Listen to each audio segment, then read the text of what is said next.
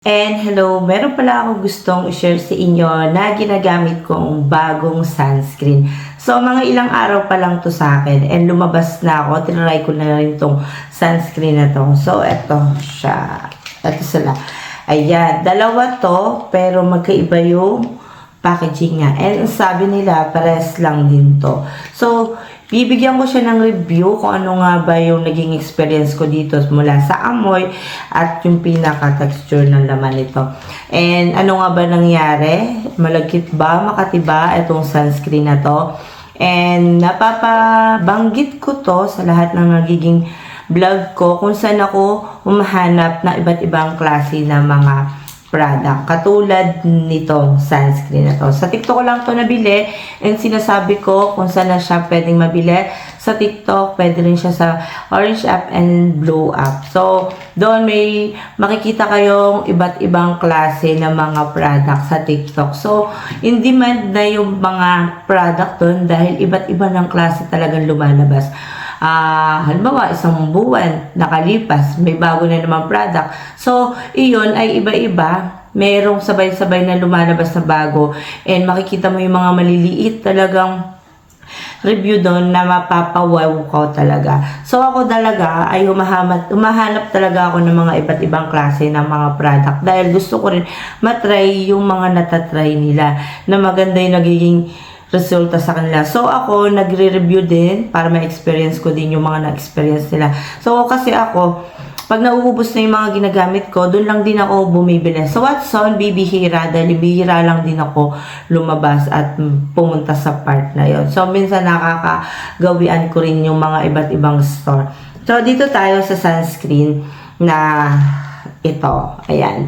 Bali, marami ba yung laman niya? Ayan yung mga packaging niya. So, ayan. And nakalagay dito whitening sunscreen.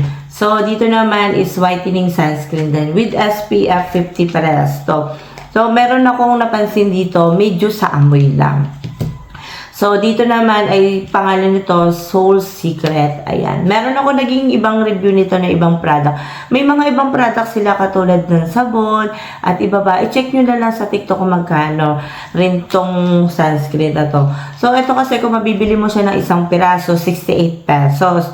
So, meron kasing sabay na ganito. Kasi magkaiba sila. Na-curious talaga ako dito sa sunscreen na to dahil maraming nag-try na gumamit nito. So, ako din nag-try. Kasi sobrang init ngayon. So, kailangan natin mag-sunscreen palagi.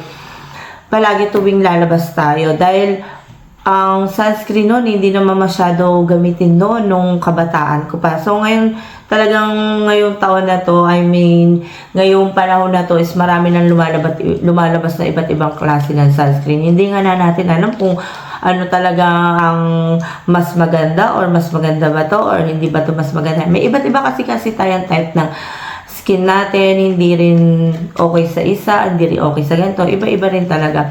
Tapos sasabihin nila, bakit okay sa akin? Ay, bakit okay sa kanya? Sa akin hindi. Tapos sasabihin na maganda yung review mo. Sa akin hindi naman. Parang nagiging, lumalabas na kasi nungaling. So, ipapakita ko yung tsura nito. Dito muna tayo sa isa. Nakalagay dito, protecting the skin. Whitening sunscreen siya, beauty white, and SPF 50. So, yung nito ay, ilang nito? 25 ml. So, marami na rin yung 25 ml niya.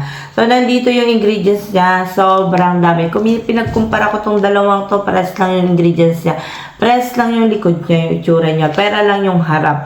So, hindi ko kasi alam kung ano yung mas nauna ritong lumabas. O, eto. Bali kasi siguro nagbago lang sila ng packaging. Kaya pares silang sinasabi nila na pares lang yung amoy nito or pares lang yung laman nito. So, ito, yung isa naman ay iba lang siyang itsura pero nakalagay whitening sunscreen din with SPF 50 pero wala na siya plus. Dito tayo sa una and ipapakita ko sa inyo na gustuhan ko tong sunscreen na to dahil medyo hindi mo na kailangan mag-powder sa mukha. Lahat naman ng sunscreen hindi na naman din kailangan mag-powder yung iba. Yung iba, nagpa-powder pa dahil oily face sila. So, ito yung tsura niya. Hindi naman siya yung parang sobrang laglag na malagnaw. Dito tayo sa part na to. Ito siya. Ayan, ito yung itsura niya, tandaan niyo.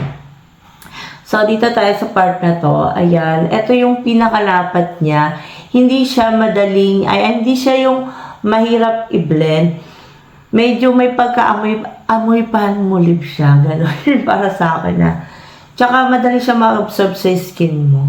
So, hindi ko na sinusunod yung mga finger method. Depende lang sa iyo kung paano mo siya i-apply sa face. So, meron pala akong payo. Take note. Every 1 hour, re-apply tayo pag nasa labas kasi sobrang init. So, pag wala ka kasing sunscreen or kaya sunblock, mahapdi yung face mo, yung skin mo. Na-try ko na yun ha. Pero pagka may sunscreen ka, kahit gaano kainit, hindi mahapdi yung face ko. So, dito tayo hanggang dito. Hanggang leeg po tayo para maging pantay. So, makikita nyo naman, medyo magkaiba yung different ng face. Magkaiba na yung mukha ko sa kulay. Kaya, nagustuhan ko to dahil medyo hindi na talaga ako nagpa-powder. So, ayan. Hindi ko kasi kita yung tsura ko sa harap ko. So, pag bine-blend mo siya, nagbubuo-buo ba siya? Hindi po kahit kung anong re-apply mo. Meron sunscreen na nagbubuo-buo talaga. Pagka ginano mo, parang may libag, di ba? Ito, wala. So, sa init ba, pagka sobrang init, yung parang nag-oily, hindi po. May pagkakonting malamig din tong sunscreen to. Amoy palmolive siya para sa akin. So, dito tayo sa isa. Ayan. Dito tong isa. Tandaan nyo. So, ito naman yung isa. Ayan. Dito tayo sa kabila. Ayan. Magkapares lang na dami na nilagay ko. Pares lang pink. Hindi siya yung parang totaling sobrang lagnaw. So, dito tayo sa kabila Ayan. Damihan ko na rito. Hindi na ako sumusunod sa finger method dahil depende na lang sa inyo. So, gusto nyo nag-inarte sa finger method kayo, bahala kayo. So, dito naman itong isa. Ito, mas maamoy itong kabila. Ito ay, para sa akin ito ay may pagkakawig naman sa amoy. Pero, sobrang mild ng amoy nito sa kabila to. May pagka medyo malamig din. Ayan. Hindi siya parehas mahirap i-blend sa mukha. So, halos parehas lang yung pagka-blend niya. Pinakita ko lang sa inyo kung gaano kagandang tong sunscreen na to. So, ayan. Halos parehas lang yung lapat niya sa face niya. And, napapansin ko dito medyo pinkish-pinkish yung face ko. Ayan, pag nilalagay ko to. Sa init, hindi siya lagitik. Nag-oily sa face. Halimbawa, sobrang init. Tas, tipong meron sunscreen na nangingintab. Tapos, parang mabigat sa face. So, eto, hindi siya mabigat. Itapat mo lang siya sa blower or electric pan para ma-absorb niya kaagad. So, kayo, depende na lang sa inyo kung gusto nyo pang bago muna kayo maglagay ng sunscreen, meron muna kayo nilalagay na ibang gel or kaya soothing gel or kaya moisturizer gel, cream or kaya ganun. Pwede nyo pang patungan na ganun. So, patungan nyo pa rin ng powder. So, ayun. Pwede pa to sa mga preggy or lactating. Especially sa preggy lactating depende sa mga kung ilan months na or ilang taon na yung anak mo. Sa preggy, special sa preggy, kung sinasabi man nila pwede, mas okay mo na nagtatanong nyo sa inyong OB. Kasi importante yun dahil may mga ingredients na hindi pwede sa mga preggy. Lalo na sa mga product, mas okay pa rin nagtatanong sa inyong doctor. So, ayun, sa mga teenager, pwede to hanggang pababa. Kasi nung time na talagang may nakikita akong mga teenager hanggang 12 years old, 13 to 15, nung gumagamit sila nito. Ako, wala naman akong talagang hindi pwede. Dahil mas mataas na yung age ko. So, ayan, ito yung pinakalapat ng face ko. Wala ako naramdaman na mahapte, makate, walang ganon. And ito yung pinaka-final niya. Shinare ko lang yung ginagamit kong sunscreen na yun dahil isa to sa mga nakikita kong lumalabas talaga. Pag nag-scroll ako, nakikita ako to. And marami talagang gumagamit nito. So, ayun lang yung masasabi ko dito. dito sa sunscreen na to, importanteng nagsa-sunscreen tuwing lumalabas or kaya nasa loob ka ng bahay dahil napakainit talaga. Importante yon para hindi maging mahapdi yung yung skin mo sa araw. Pag nasa araw ka. Basta take note, re-apply lang kayo every 1 hour, okay, 30 minutes, depende sa init ng panahon. Basta, gumamit kayo ng sunscreen araw-araw. So, ayun lang naman masasabi ko and see you next vlog. Bye!